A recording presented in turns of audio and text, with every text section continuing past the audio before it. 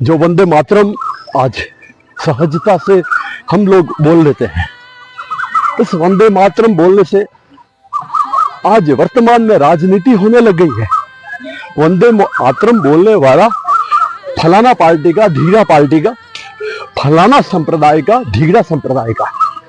लेकिन उस समय वंदे मातरम बोलने पर लाश से नाखून हटा लिए जाते हैं, हथौड़े से दांत तोड़ दिए जाते हैं। इतना ही नहीं, उन ब्रिटिश हुकूमत ने सिर पर हथौड़े की चोट दे दी है। हथौड़े की चोट देते हैं। जब अर्धचेतन अवस्था में वो युवक होता है, फांसी पर लटका दिया जाता है। इतना ही नहीं, उन गोरों ने उसके पार्थिव शरीर को भी उसके परिवारजन को नहीं सौंपा, बल्कि एक संदूक में उस पार्थिव शरीर को डालकर बंगाल की खाड़ी में बहा दिया गया। आज मैं स्वतंत्रता संग्राम के उसी वीर नायक, महानायक की कहानी की बात अपने इस गरगर में लहराए तिरंगा की श्रृंखला की 5वीं कड़ी में सुनाने जा रहा हूं। इतिहास के पन्नों पर आच्छादित रज को मैंने हटाकर देखा तो मैंने पाया कि इस इतिहास के पन्नों में वो वीर और वीरांगनाओं की स्मृतियां हैं। उनमें से एक स्मृति श्री सेन, अविभाजित बंगाल के चटगांव में 20 मार्च 1894 में हुआ था। माता पिता से अलग रहते थे, विचारधारा क्रांतिकारी वाली थी, पढ़ने में होशियार, अध्यापक थे, गणित के अध्यापक। परंतु किसी मास्टर, किसी शिक्षक ने देश की स्वतंत्रता दिलाने के लिए पाठ पढ़ाया और वो बालक, वीर, युवा उस पाठ को न केवल पढ़ा बल्कि उसमें सम्मिलित हो गया। अनुशील समिति का सदस्य बना, बाद में युगांतर पार्टी को ज्वाइन की। गांधी जी से बहुत प्रभावित था और सहयोग आंदोलन में भाग लिया। बढ़ चढ़कर अपने चटगांव में युवाओं की टीम बनाने लगा और जब चोरी चारा कांड के कारण महात्मा गांधी ने अपना असहयोग आंदोलन खत्म कर दिया तो कई लोग बहुत दुखी हुए।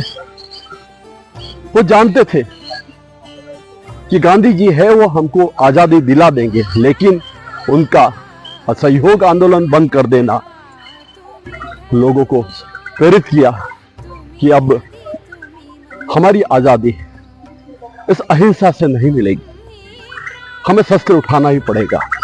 वो जानते थे कि सोवियत रूस में किस प्रकार से लोगों ने जो है आजादी की खातिर शस्त्र उठाए हैं। चूंकि वो एक शिक्षक थे, युवाओं में जोश भरने वाले थे, उन्होंने अपनी एक टीम तैयार की, इंडियन रिपब्लिक पार्टी के नाम से। उनको युद्ध करने की कौशल वो सिखाने लगे और एक बार असम में उन्होंने एक विद्रोह किया। अंग्रेजी हुकूमत के खजाना उन्होंने लूटा।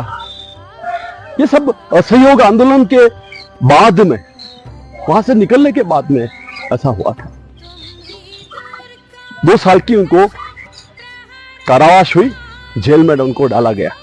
2 साल बाद में जब जेल में रहे, फिर पार्टी बनाई और फिर सोचा कि नहीं, देश के लिए कुछ करना है, कुछ बड़ा करना है, क्या पता आजादी कब मिलेगी।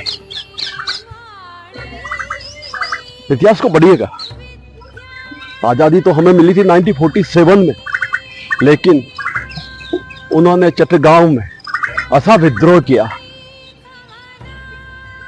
और उस विद्रोह के कारण उन क्रांतिकारियों को उन घोरों ने उनके साथ इतना बदसलूक किया कि गाथाएं पढ़ते हैं तो रोंगटे खड़े हो जाते हैं, आंखों में से रक्त वर्ण बहने लगता है।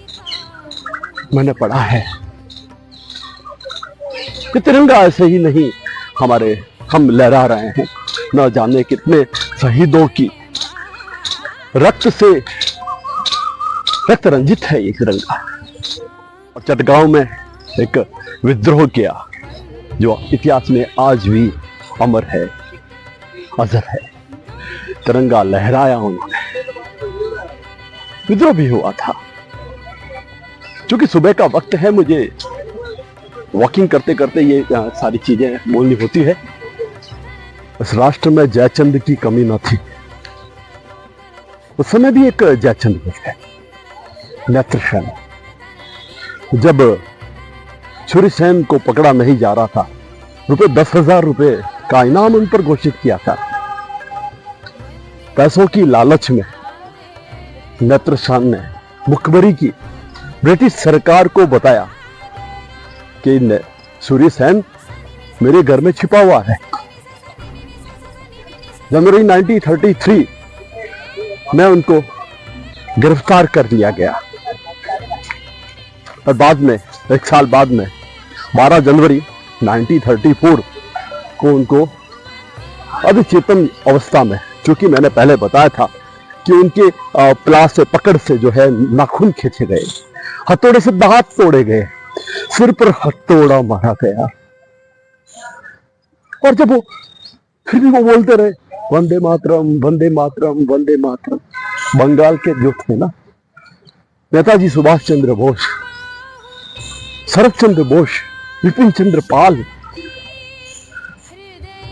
वंदे मातरम लिखने वाले खुद बंकिम चंद्र चटर्जी साहब, न प्रफुल्ल चाकी, न जाने बंगाल के कितने वीर और वीरांगनाओं ने इस देश में जन्म लिया और आजादी के खातिर बहुत कुछ सहन किया।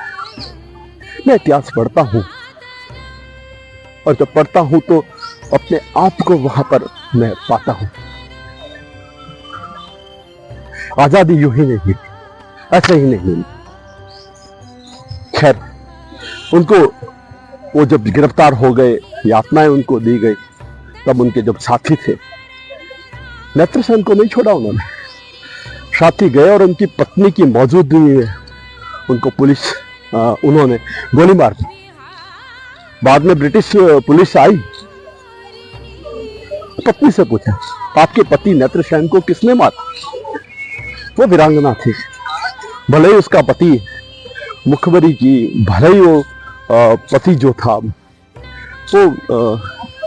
क्या कहें हम, सोशल मीडिया है, गाली नहीं दे सकते, परंतु उस अजर अमर सुहागन जो, हालांकि उसका सुहाग जो था वो ढंग का नहीं था, फिर भी अपने देश के खातिर अपने देश की लाल चुनरिया पहन रखी थी, उन क्रांतिकारियों के रंगे हुए वस्त्रों के।